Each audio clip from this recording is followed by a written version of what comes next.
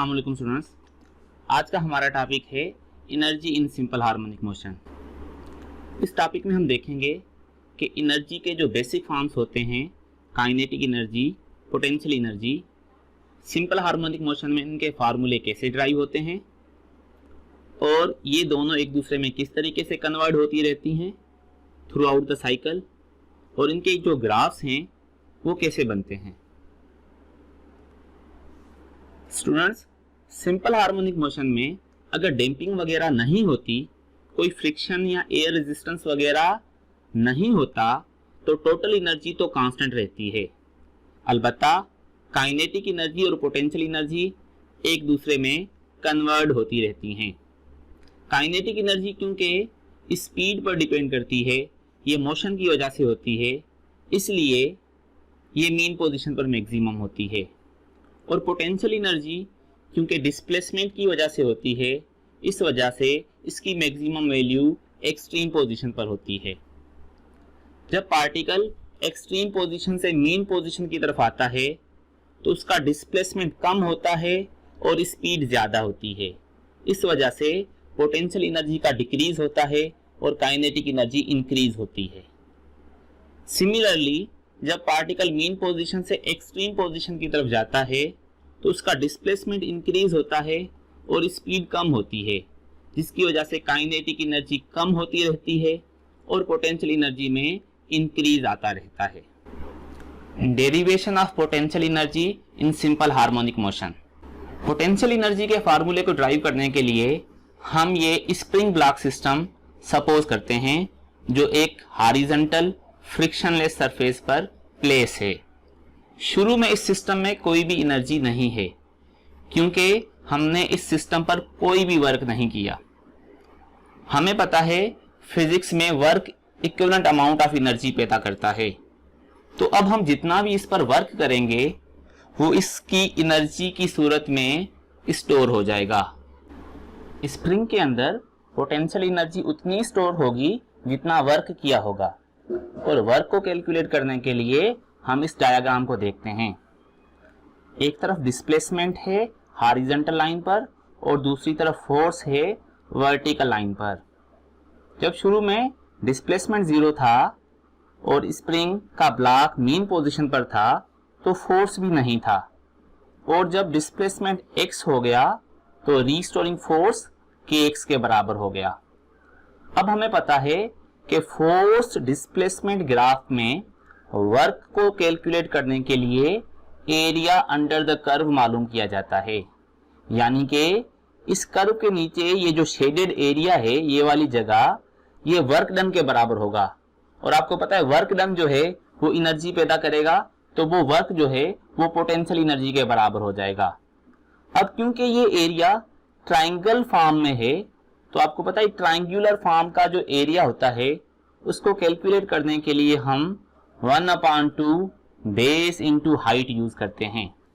तो बेस वाली साइड है x और हाइट वाली साइड है kx। तो अब हमें पता है कि डिस्प्लेसमेंट फोर्स ग्राफ में work done area under the curve के बराबर होता है, और वर्क डन जो है वो पोटेंशियल एनर्जी बन जाता है। तो फिर पोटेंशियल एनर्जी बराबर हो जाएगी एरिया अंडर द कर्व के। अब एरिया क्योंकि ट्राइंगुलर शेप में था, इसलिए ट्राइंगल का जो एरिया होता है वो होता है 1/2 बेस इंटू हाइट। तो बेस वाली साइड में x था और हाइट वाली साइड में फोर्स था kx के बराबर। ये दोनों x आपस में मल्टीप्लाई होकर यहाँ पर हो जाएंगे x²। तो पोटेंशियल एनर्जी का फार्मूला बन जाएगा 1/2 kx²। अब x जो होता है वो हमें पता है x0 cos थीटा के बराबर होता है, तो x² बराबर हो जाएगा x0² cos² थीटा के। तो अगर हम यहाँ पर x² की वैल्यू पुट कर दें तो फिर ये वाला फार्मूला बन जाएगा। हमारे पास पोटेंशियल एनर्जी के अब दोनों फार्मूले हैं, इन टर्म्स ऑफ डिस्प्लेसमेंट 1/2 kx² और इन terms of angle 1/2 kx0² cos² theta. Derivation of kinetic energy. अच्छा, तो काइनेटिक एनर्जी का जर्नल फार्मूला हम सबको पता है कि काइनेटिक एनर्जी बराबर होती है 1/2 mv²। और v वेलोसिटी का फार्मूला सिंपल हार्मोनिक मोशन में हम ऑलरेडी मालूम कर चुके हैं कि वेलोसिटी का एंगल वाला फार्मूला होता है x0 ओमेगा साइन थीटा और डिस्प्लेसमेंट वाला फार्मूला होता है ओमेगा √x0² माइनस x²। अच्छा, v बराबर होता है x0 ओमेगा साइन थीटा, और अगर हम v का स्क्वायर मालूम करें तो वो बराबर हो जाएगा x0² omega square sine square theta. तो वेलोसिटी को स्क्वायर करके, इस वाली वैल्यू को स्क्वायर करके अगर हम v² के बदले यहां पर पुट कर दें तो काइनेटिक एनर्जी बनने वाली है 1/2 m सेम हो गया, और बाकी वेलोसिटी के स्क्वायर की वैल्यू क्या बन जाएगी x0² omega square sine square theta. यहां से आपने इस वैल्यू को स्क्वायर करके v² के बदले इस फार्मूले में पुट कर दिया तो ये वाला फार्मूला बन गया। अब आपको पता है स्टूडेंट्स कि ओमेगा जो है वो बराबर होता है √k/m। अगर हम स्क्वायरिंग टू बोथ साइड करके k के लिए सॉल्व करें तो k बन जाएगा m ओमेगा स्क्वायर। इसीलिए यहां पर ये m और ये ओमेगा स्क्वायर, इसके बदले अगर हम k रख दें तो फार्मूला बन जाएगा 1/2 k और बाकी वही x0² साइन स्क्वायर थीटा। तो अब ये काइनेटिक एनर्जी का फार्मूला बन गया है 1/2 k x0² sine square theta in terms of angle. जब आपको एंगल में वैल्यू मिली हो तो आपने काइनेटिक एनर्जी को मालूम करने के लिए ये वाला फार्मूला यूज करना है। अगर हमें एंगल नहीं मिली हुई और डिस्प्लेसमेंट मिला हुआ है तो वेलोसिटी का डिस्प्लेसमेंट वाला फार्मूला भी हमें पता है कि v बराबर होती है ओमेगा √x0² माइनस x²। अब क्योंकि फार्मूले में v का स्क्वायर है तो इस वैल्यू को भी हम स्क्वायर कर लेंगे, तो ये बन जाएगा v² = ओमेगा स्क्वायर और इसका अंडर रूट खत्म हो जाएगा, ये हो जाएगा x0² minus x²।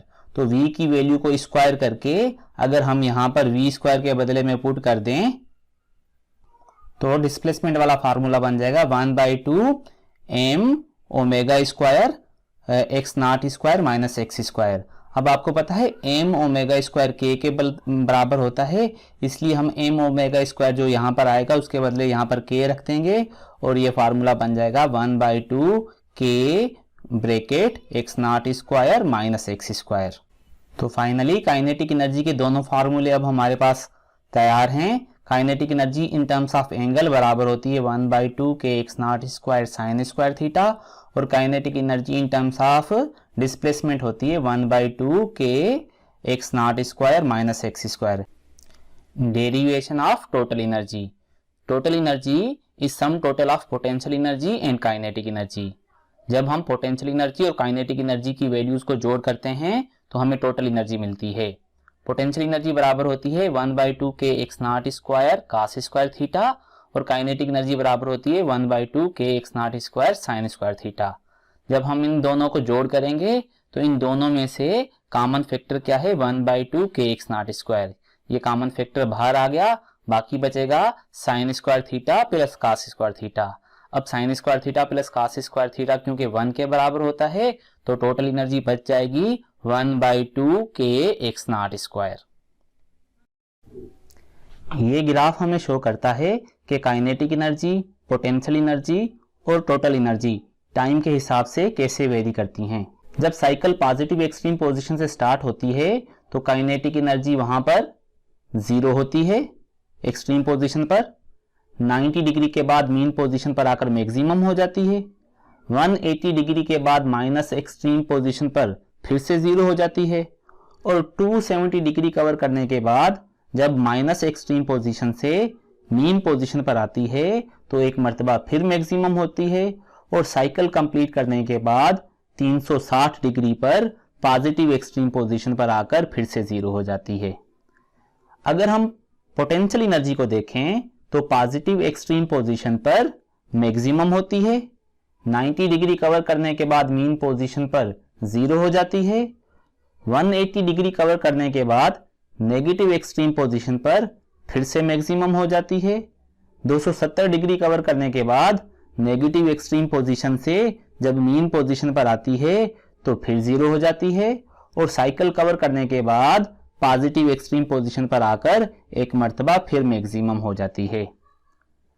Total energy जो इस ग्रीन लाइन में शो की गई है ये एक स्ट्रेट लाइन है।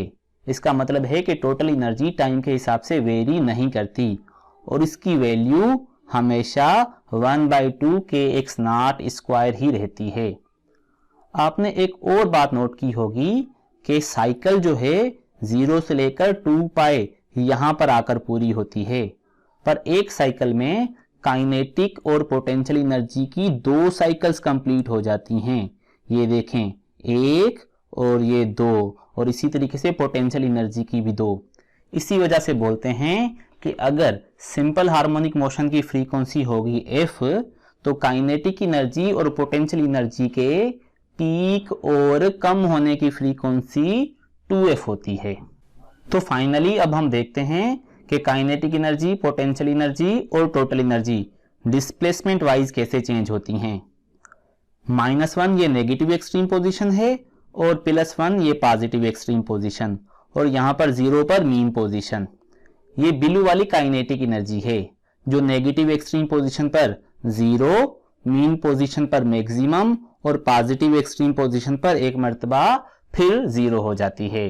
तो काइनेटिक एनर्जी का डिस्प्लेसमेंट वाला ग्राफ वो ऐसे करके बनता है, जबकि potential energy negative extreme position पर मैक्सिमम, मीन पोजीशन पर 0 और पॉजिटिव एक्सट्रीम पोजीशन पर फिर से मैक्सिमम। तो इसका ग्राफ ये ऑरेंज लाइन की तरह बनता है, जबकि टोटल एनर्जी का ग्राफ स्ट्रेट लाइन बन रहा है। यहां पर भी टोटल एनर्जी डिस्प्लेसमेंट के हिसाब से चेंज नहीं हो रही। तो इसी के साथ आज का हमारा ये लेक्चर कंप्लीट होता है। अल्लाह हाफिज।